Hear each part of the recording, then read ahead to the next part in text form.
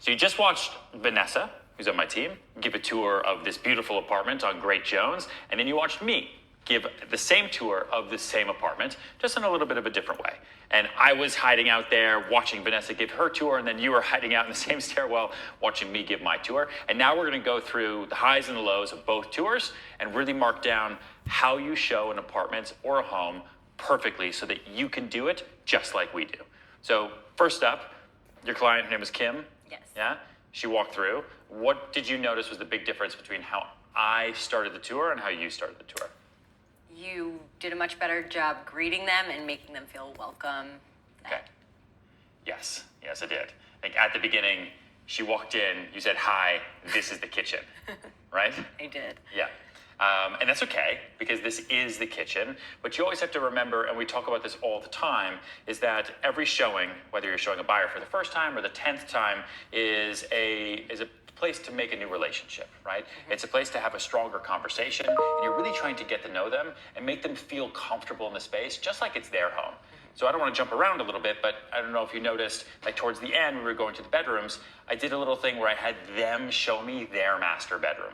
So instead of me just saying, and this is the bedroom, and this is this, I made it more fun and said, if you guys lived here, why don't you show me your master bedroom? And they were like, oh, which way is it? Is it down here? Mm-hmm. Just because they're gonna remember it that much better than if it's just another tour where I'm showing them a bedroom. So yes, so I walked them in, I introduced myself, and then I started asking them questions, right? Did you ask Kim any questions? I didn't ask her any questions. Why not? I was just rushing through the showing. Why do you think so? Maybe nerves? Okay.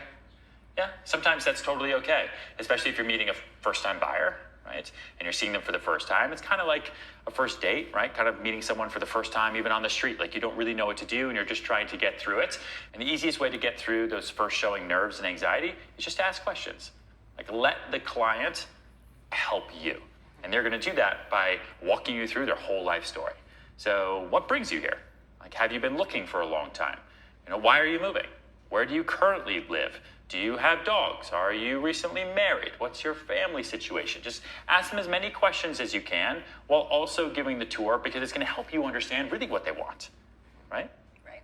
Okay, so your introduction was kind of weird. Mm-hmm. My introduction, I really got to know them and got them smiling, and we started the space. So then we walked into the kitchen, and so I did the same thing that you did. We started in the kitchen because the kitchen's right here. And then what did you notice as the difference between how I showed the kitchen and how you did?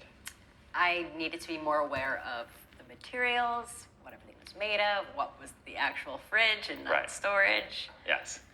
The ceiling height. Yeah. Pretty much everything. Yeah. So it comes back again to product knowledge and really just knowing your stuff, right? Like, what are we really here for? Right? We want to make money, but they're using us to show them the space. And if we don't know the materials, we don't know the information on who built this kitchen and anything that makes it kind of fun, like it's custom done by Buffy. Right? Buffy is a high-end kitchen and bath maker and designer, and that's really expensive, and that's a nice brand name to put out there.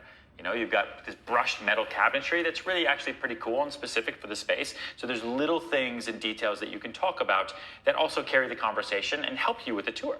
Because the more you know, the less they're going to assume and infer. Because if you don't know anything about the space, they're going to say, yeah, I don't know, I don't like these. But if you say that the countertops are this beautiful custom quartzite, they're going to say, oh, wow, that sounds really cool, right? And then one of the biggest mistakes I saw you make on this floor, don't worry, you did a lot of good things. We'll get to those. On this floor was with that terrace. Do you know why? I didn't take them outside. Yeah, why not? I think you said, and that's a terrace, you don't need to see it. Possibly. Yeah, I don't know. Okay. Well, so that's what happened. And you didn't go out there. And listen, I get it, right? It's kind of a little cold today. And you have these great, huge windows so you can see the terrace. But it's, again, this is a penthouse with 4 outdoor spaces. It's almost over 1,600 square feet of outdoor spaces. The hugest selling point of this is that you get all this outdoor space, especially right off the dining room and right off the kitchen. So you want to try to highlight as many of the positives of the apartment as possible. So part of showing any home is also knowing what the negatives are. So like, look at this room that we're in right now. You walk right off the elevator into the kitchen. That's kind of a negative. Mm-hmm. Right? And then your dining room and your breakfast area is kind of cramped right in the same room. So it's actually kind of small. But if you open up those big glass doors and take them outside, and then you switch the point of view back inside, now the space actually looks pretty big.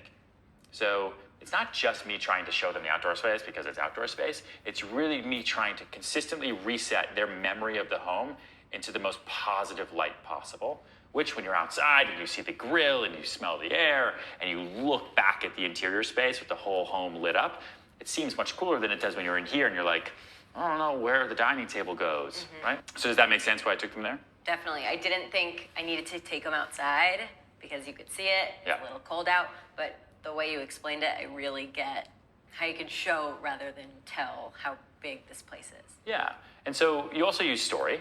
Right? I kept talking to them about why are you looking for a new space? And what they really kept saying to me was entertaining. Do you know why your client was looking for a new space? I don't. No, because you didn't ask, right? Which is okay.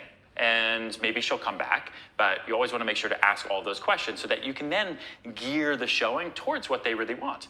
If they had told me, we hate entertaining, we hate people, we just want to watch Netflix and chill all night by ourselves, then I'd probably do the showing in a different way. I might have taken them right to the living room at first, shown them the automatic blinds, and said, this is a great place. You get one of those restoration hardware cloud couches, get a bunch of bean bags, hang out here, put the showing that way. Right? Because you really are, you're not just selling the home, you're selling their home, like back to themselves. All right, so moving out of this one space, because we talked about this a lot, moving into the living room, one thing that you did well was you talked about the fireplace, but I think the way you talked about it kind of takes us back to what we talk about a lot when we talk about kind of creating stories. So when you talked about the fireplace, how did you do it? I just told her there was a great gas fireplace. Got it. And how did she respond? Sort of disinterested, not too excited about it. And then you just moved on, right? So for me, these guys didn't seem like they needed a fireplace, but fireplaces are actually really, really cool. They're hard to find in New York City. They're hard to find in new developments, kind of like this one, right? And they add value to the apartment. So like I always, in every show, I want to mix how special the space is with also the investment value because they're spending a lot of money. Now, obviously, this is a big $16.5 million penthouse apartment, but even if this was a $400,000 single-family home in another state, like if there's a fireplace, that's value to the home, and you want to talk about it. And so I set a story for them and talked to them about, lighting the fire when they come home at night and having a glass of wine and kicking back, relaxing, entertaining, because that's what they really want to do. And then it seemed like they became into it. Now whether they were just kind of lying to me or not, doesn't really matter because I set the story and they're going to remember now that that living room was big, open, had more outdoor space, and had a fireplace. Okay? That makes sense. Just sort of build a relationship with them and Yeah. make them feel like they could see this as their home. And that's exactly what we're talking about, their home. So I'm not showing someone else's home. I'm not showing my home. I'm showing their home to them, which is why I wanted them to show me their master bedroom, which is why I wanted to talk to them about their experience sitting in front of this fire sometime in the future once they've bought it. I want them, the minute they walk into the space, to already start feeling and thinking about what it's like for them to live here, other than just kind of being a tour guide and walking them through the space and pointing to the kitchen and the fireplace and the outdoor space, so on and so forth, right? Yeah, so the big difference. Okay, so then you went downstairs and what happened? She hated the staircase because it was dangerous for her children. Okay. And you actually did something really good there, I thought. Something that I even totally forgot to bring up, which is where you started talking about building code, which is super specific, right? But which is good, because buyers might sometimes see staircase and say, I can't do this, my kid might fall down. But you said it was built to code, right? Which is good. Like reminding them, listen, you might be a little bit overcautious because this is built to code. The city is very, very, very, very protective when it comes to children and outdoor spaces and fireplaces and all these things. So I thought that was something that was good that you did. Okay. Then she mentioned the motorcycle that was there. Yeah, that was a great part. That wasn't so great. Why? I shouldn't have even discussed it. It's not part of the apartment. It's inconsequential. Right. So she said it was dangerous, and you said, yeah, it's dangerous, and you moved on, right? So that was my favorite part of the whole showing. So Again, it is just staging. It is just furniture, right? For me, if someone walks through and sees a huge sword or a 14th century cannon somewhere, and they have a reaction like that that's negative, immediately make it something that's fun. It's a decommissioned motorcycle. It's there as part of the staging. And guess what? You have an apartment that's so crazy that you could put a motorcycle here, but you don't have to, Or you could have said something like, yeah, you know what? Motorcycles are dangerous. That's why we took this one off the street.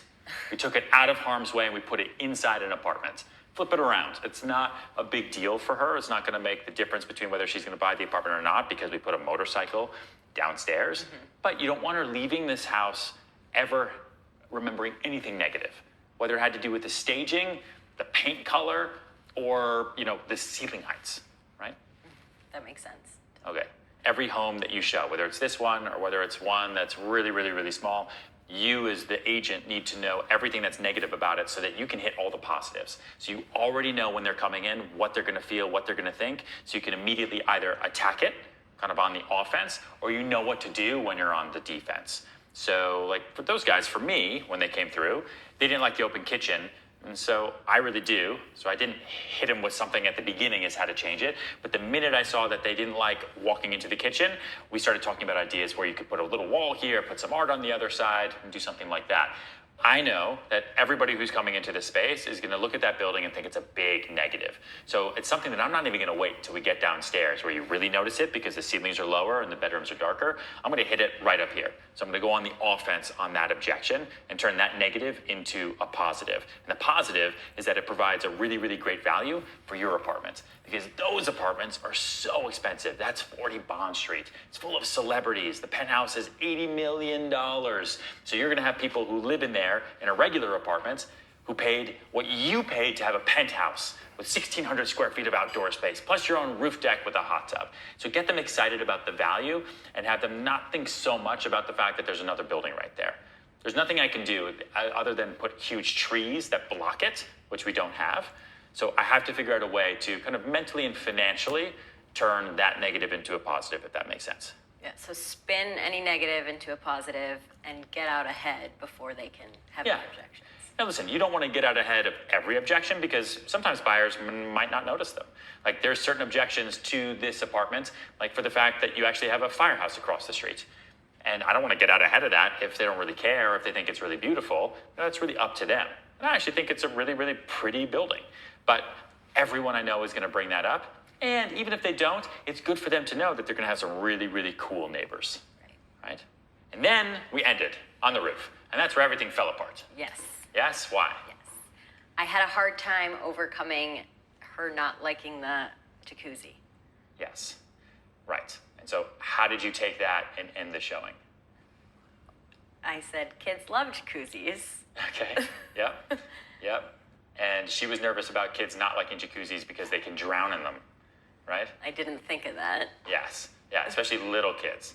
And then you came down off the roof deck, which is probably the best part about this whole apartment. And you asked her if she liked the apartment, and she said... She wasn't too interested. And then you said... Okay, have a great day. Right. So, see, you're laughing because when you say it back to yourself, it's like, okay, that's probably not how we would go about that situation. So when I did it a little bit differently, right? I waited for the roof deck and left it as a secret. So this amazing thing upstairs, right? And showed them the hot tub is a beautiful thing. Now, they didn't bring up kids. Had they brought up kids like Kim did with you, you don't need the hot tub. You can get rid of the hot tub. You can lock it off. You could put a timed lock on it. You could put video cameras up there so only adults use it after a certain time period. There's so many things you could do. But again, the value of having a hot tub on a roof deck in New York is so crazy. How awesome is this? So there's little ways that you can twist it and get around it. But you also have this huge roof deck, so let's not just focus on the hot tub. And then the last thing that we want to go through for how to do the perfect private appointment is I started closing them roughly halfway through the appointment. And I don't think you ever got to a close with Kim the entire time. That's why at the end, when she said it wasn't for her, you didn't bring up another apartment you could take her to. You didn't bring up anything else on the market. And then you just said goodbye because it was just kind of uncomfortable and you almost kind of felt like you wanted it to be over, right? Definitely. Yeah. So the way you get around that is the guys that I was showing, I knew that maybe the apartment wasn't perfect for them because what they seemed to really want was a huge open space, which isn't this apartment. But I know the market. I know all the listings. I know all the brokers. I know everything that's out there. And it's not that hard because I just have to look it up and do the research and then memorize the information. And I know that there's one that's kind of like this, a little more expensive. And I brought it up to them and said, I'm going to show it to you. I set the expectations. I started driving the ship. And I told them, I'm going to show it to you tomorrow morning. One of their other big objections on the apartment was that they didn't think it had a lot of light off the south side. And that's also because it's the afternoon now. And so I said to them, and I'm also going to bring you back here to see it during the daytime. And they were all about it. So when I ended with them, even though they seemed like they liked the apartment, I also made sure that the next steps, our next point of contact, our next date was already set up. And that was my close for them. So even if they don't buy this place, and even if Kim doesn't buy this place, I, as a broker and as a salesperson, still have a pretty good chance at getting a deal done, and that's how we make money. Sound good? Make them your client. Make them your client, right? And help them find their home instead of just being someone who tours people around showing homes. So now we just went through everything that you could have done better during that showing, comparing it to what I did. But that's also why I'm here, right? I've been doing this for a long, long time, and you haven't. And if you are watching this and you learned a lot, that's the whole reason you're here. So you can learn from me. And you did a good job. You did a good job. The apartment just wasn't for her, right? You did a really, really good showing. You hit some good points. You went into real detail about building code, right? You showed the whole space. You kind of made her happy as you were doing it. And that's really half the battle, right? That other half is why we're here. And you're going to go really, really, really far in your career. So don't be discouraged. Everything's gonna be awesome, and I'm here. All right? Great. Everything's gonna be great. So next, we're gonna flip it. So we've been working on sellers, how to talk to sellers, how to pitch sellers, how to show a seller's home. Now we're gonna go into the buy side. How do we work with buyers on showings? How do we work with buyers on pitches? So get ready. Here we go.